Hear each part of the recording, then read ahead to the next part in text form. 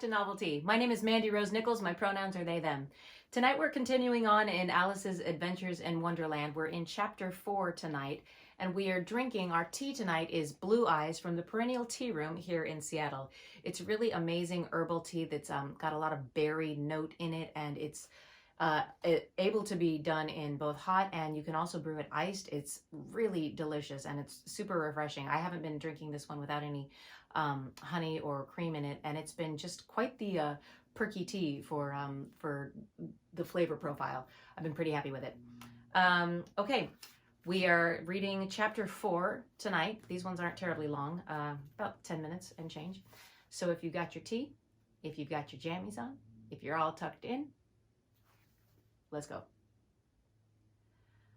The rabbit sends in a little bill. It was the white rabbit, trotting slowly back again, and looking anxiously about as it went, as if it had lost something. And she heard it muttering to itself, the Duchess, oh my dear paws, oh my fur and whiskers, she'll get me executed as sure as ferrets are ferrets. Where can I have dropped them, I wonder? Alice guessed in the moment that it was looking for the fan and pair of white kid gloves, and she very good-naturedly began hurrying about for them, but they were nowhere to be seen. Everything seemed to have changed since her last swim in the pool, and the great hall, which the glassed table and the little door had vanished completely. Very soon the rabbit noticed Alice as she went hunting about, and called to her in an angry tone, "Why, Mary Ann, what are you doing out here? Run at home this moment and fetch me a pair of gloves and a fan, quick now!" And Alice was so much frightened that she ran off at once in the direction it pointed to, without trying to explain the mistake it had made. "He took me for his housemaid," she said to herself as she ran. "How surprised he'll be when he finds out who I am. But I better take him his fan and his gloves, that is, if I can find them." As she said this, she came upon a neat little house, on the door of which was a bright brass plate with the name W. Rabbit engraved upon it. She went in without knocking, and hurried upstairs, in great fear lest she should meet the real Mary Ann, and be turned out of the house before she had found the fan and gloves. "How queer it seems," Alice said to herself.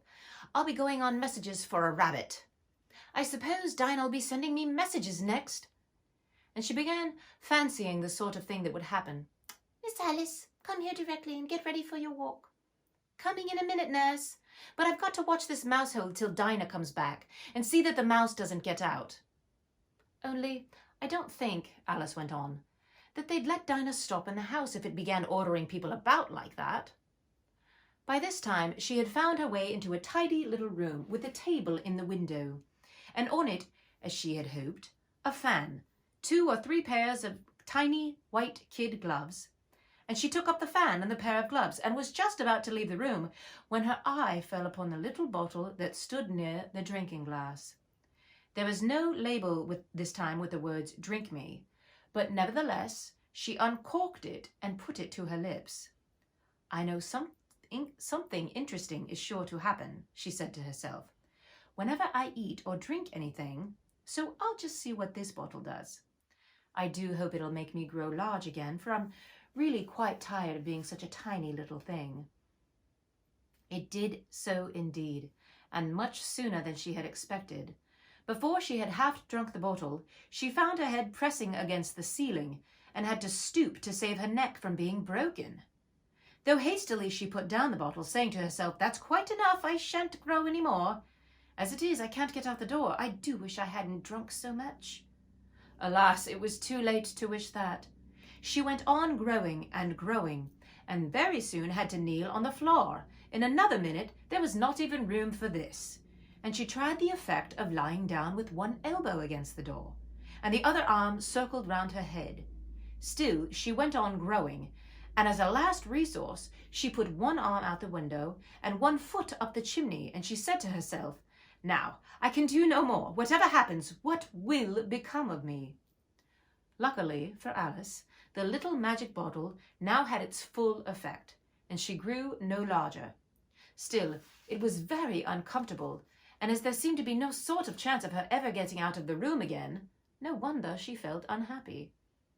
It was much more pleasant at home, thought poor Alice, when one wasn't always growing larger and smaller and being ordered about by mice and rabbits. I almost wish I hadn't gone down that rabbit hole, and yet it is rather curious, you know, this sort of life. I do wonder what can have happened to me. When I used to read fairy tales, I fancied the kind of thing that never happened, and now here I am in the middle of one. There ought to be a book written about me, and there ought, and when I grow up, I'll write one, but I'm grown up now, she added in a sorrowful tone. At least, there's no room to grow any more here. But then, thought Alice, I shall never get any older than I am now. That'll be a comfort, in a way, never to be an old woman, but then I'll always have lessons to learn. Oh, I shouldn't like that. Oh, foolish Alice, she answered herself. How could you learn lessons in here? There's hardly any room for you, and no room for any lesson books. And so she went on, taking first one side and then the other, and making quite a conversation of it altogether. But after a few minutes she heard a voice outside and stopped to listen. Marianne, Marianne, said the voice, fetch me my gloves this moment. Then there came a little pattering of feet upon the stairs. Alice knew it was the rabbit coming to look for her, and she trembled till she shook the house, quite forgetting that she was now 1,000 times as large as the rabbit, and had no reason to be afraid of it. Presently the rabbit came up to the door and tried to open it, but as the door opened inwards, and Alice's elbow was pressed hard against it, that attempt proved a failure.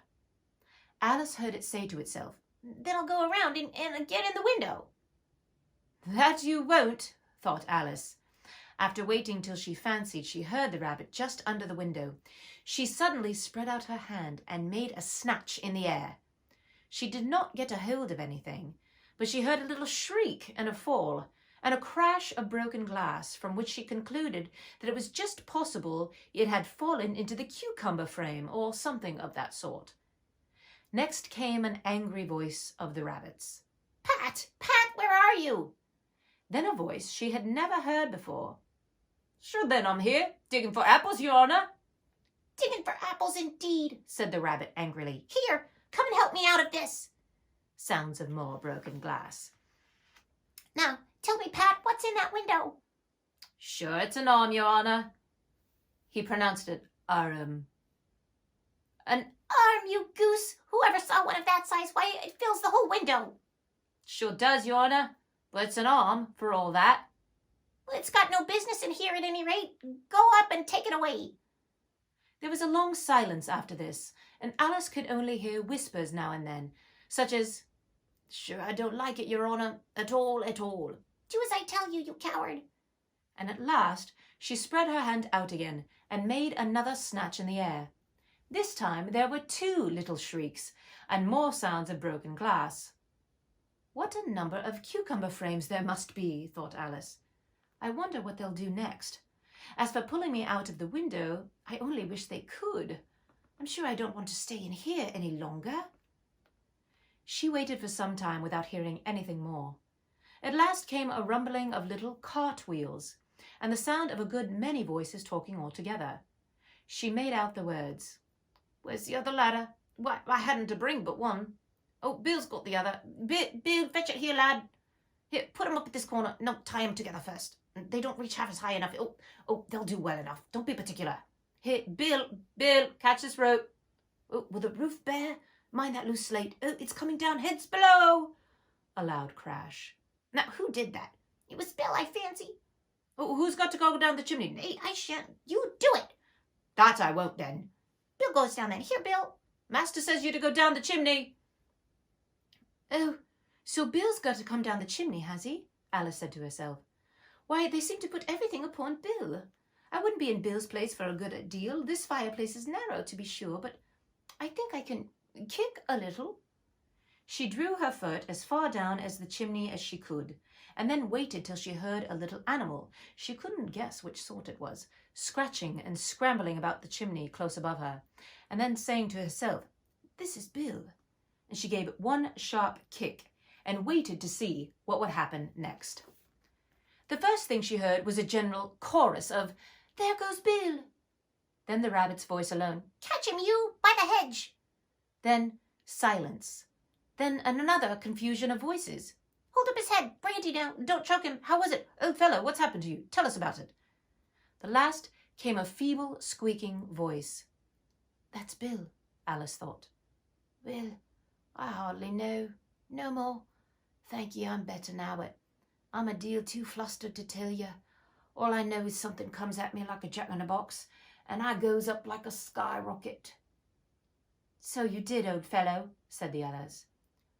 We must burn the house down, said the rabbit's voice, and Alice called aloud as she could. If you do, I'll set Dinah on you. There was a dead silence instantly, and Alice thought to herself, I wonder what they will do next. If they had any sense, they'd take off the roof. After a minute or two, they began moving about again, and Alice heard the rabbit say, A barrelful will do to begin with. A barrelful of what? Thought Alice. But she had not long enough to doubt, for the next moment a shower of little pebbles came rattling through the window, and some of them hit her in the face.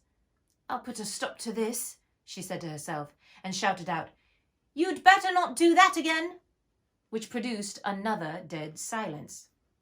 Alice noticed that with some surprise the pebbles were all turning into little cakes and lay on the floor, and a bright idea came into her head. If I eat one of these cakes, she thought, it's sure to make some change in my size, and it can't possibly make me larger, so it must make me smaller, I suppose. So she swallowed one of the cakes, and was delighted to find that she began shrinking directly. As soon as she was small enough to get through the door, she ran out of the house, and found quite a crowd of little animals and birds waiting outside. The poor little lizard, Bill, was in the middle, being held up by 2 guinea pigs, who were giving it something out of a bottle. They all made a rush at Alice the moment she appeared, but she ran off as hard as she could, and soon found herself safe in a thick wood. The first thing I've got to do, said Alice to herself as she wandered about the wood, is to grow to my right size again. And the second thing is to find my way into that lovely garden. I think that will be the best plan. It sounded like an excellent plan, no doubt, and very neatly and simply arranged. The only difficulty was that she had not the smallest idea how to set about it. And while she was peering about anxiously among the trees, a little sharp bark just over her head made her look up in a great hurry. An enormous puppy was looking down at her with large, round eyes and feebly stretching out one paw, trying to touch her. Poor little thing, said Alice in a coaxing tone, and she tried hard to whistle to it, but she was terribly frightened all the time at the thought that it might be hungry, in which case it would be very likely to eat her up in spite of all her coaxing. Hardly knowing what she did, she picked up a little bit of stick and held it out to the puppy, whereupon the puppy jumped into the air off all its feet at once, with a yelp of delight, and rushed at the stick, and made believe to worry then. Then Alice dodged behind the great thistle to keep herself from being run over. And the moment she appeared on the other side, the puppy made another rush at the stick, and tumbled head over heels in its hurry to get hold of it. Then Alice, thinking it was very like having a game of play with cart horse, and expecting every moment to be trampled under its feet, ran round the thistle again. Then the puppy began a series of short charges at the stick, running every little way forwards each time and a long way back, and barking hoarsely all the while, till it at last sat down a good way off, panting with its tongue hanging out of its mouth, and its great eyes half shut. This seemed to Alice a good opportunity for making her escape, so she set off at once, and ran till she was quite tired and out of breath, and till the puppy's bark sounded quite faint in the distance. And yet what a dear little puppy it was, said Alice, as she leant up against a buttercup to rest herself, and fanned herself with one of the leaves. I should have liked teaching it tricks very much, if only I'd been the right size to do it. Oh dear, I'd nearly forgotten that I had got to grow up again. Let me see, how is it to be managed? I suppose I ought to eat or drink something or other, but the great question is, what? The great question certainly was, what?